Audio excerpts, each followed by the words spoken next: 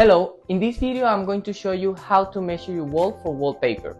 If you want to use wallpaper in your place, measuring your wall properly is the most important thing you can do. It means that you will get exactly the amount of wallpaper that you need to cover the wall.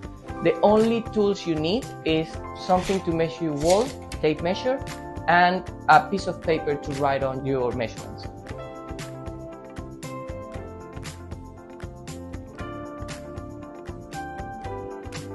Ask someone to help you and measure the full width of the wall from one side to the other. Make sure the tape is pull tight and straight, and once you have it, double check the numbers together.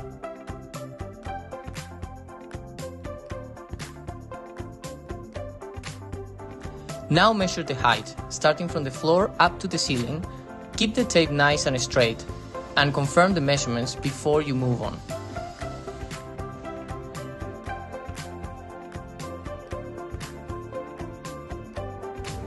Next, do a quick sketch of the wall on a piece of paper. Write down the width and the height you just measured. Then add an extra 10 centimeters to each. It's a small safety margin that makes a big difference when it's time to install.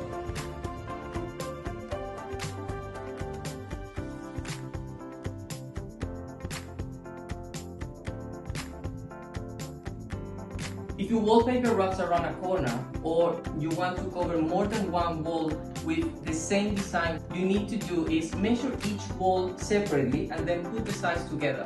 For example, if you have a wall of 500 centimeters and 300 centimeters, you need a wallpaper of 800 centimeters.